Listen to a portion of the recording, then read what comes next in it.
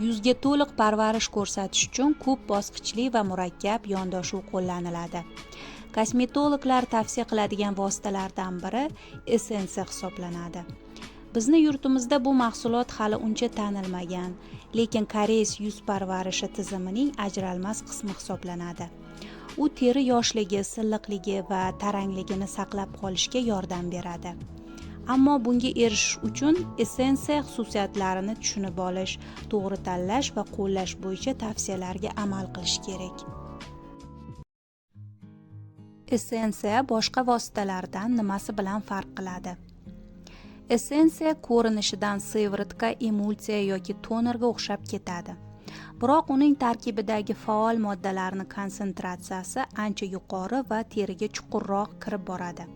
Shuning uchun essensiya ayni paytda ham toner, ham sivritkaning o'rnini bosishi mumkin. Agar uni bir necha qatlamda surtsangiz, u niqob vazifasini ham bajara oladi. Turli kosmetik vositalarning qanday farqi borligini tushunish orqali ularni to'g'ri tanlash osonlashadi. Video davomida ularni essensiyadan asosiy farqlari keltirilgan. Sivritka quyuqroq tarkibli bir ikkita faol moddaga ega bo'ladi. Muammoli joylarni aniq hal qilishga qaratilgan. Toner, tonik ancha suyuq suvli tarkibli bo'ladi.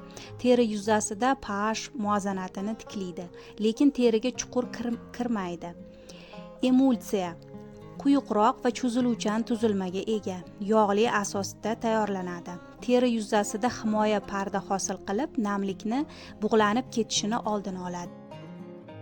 Essensiya nima? U shaffof, yengil konsistensiyada bo'lib, teriga tez singadi va uning chuqur qatlamlarigacha yetib boradi. Yuzaki qatlamda emas, balki hujayra darajasida ham ta'sir ko'rsatadi.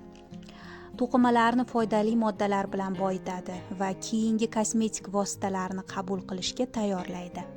Ya'ni essensiya ishlatilsa, keyin surtilgan krem, sivritka kabi mahsulotlar 2-3 baravar yaxshi ta'sir qiladi. Vosita kosmetologiyada ilk bor Koreyada qo'llanila boshlangan. Ayollar uchun parvarish tizimining ajralmas qismi hisoblanadi. Bugungi kunda esa essensiya butun dunyoda ommalashgan.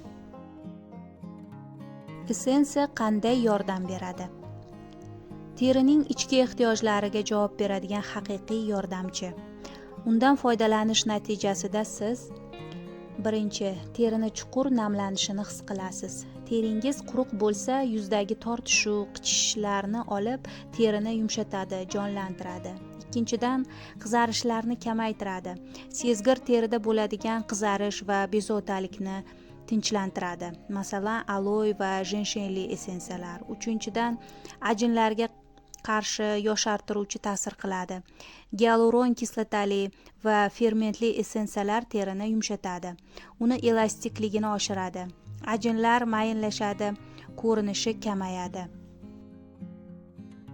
To'rtinchidan, yuz rangini bir maromga keltiradi, nur va tiniqlik beradi. So'niq, charchagan yuz teriga yangi hayot baxsh etadi. Pigment dog'lari, kundagi charchoq belgilari kamayadi. Jonsiz teri sof ko'rina boshlaydi.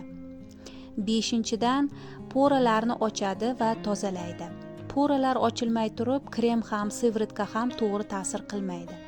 Essensiya poralarni ochib, nafas olishiga yordam beradi. Oltinchidan, keyingi bosqichdagi vositalarning ta'sirini oshiradi. Krem, maska, sivritka bularning hammasi essensiyadan keyin 2-3 baravar samaraliroq singadi. Essensiyadan qanday foydalaniladi? Birinchi, yuzni yuvib tozalang. Ikkinchi, tonik ishlating. Uchinchi, qo'lga 2-3 tomchi essensiya oling. To'rtinchi, barmoq uchlari bilan yuzingizga yengil urib singdiring. Beshinchi, to'liq singach, keyingi bosqichga o'ting.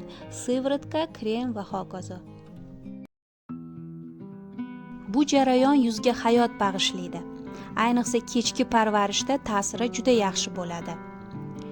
Essensiya bu parvarishni to'liq qilishga yordam beradigan muhim bosqich.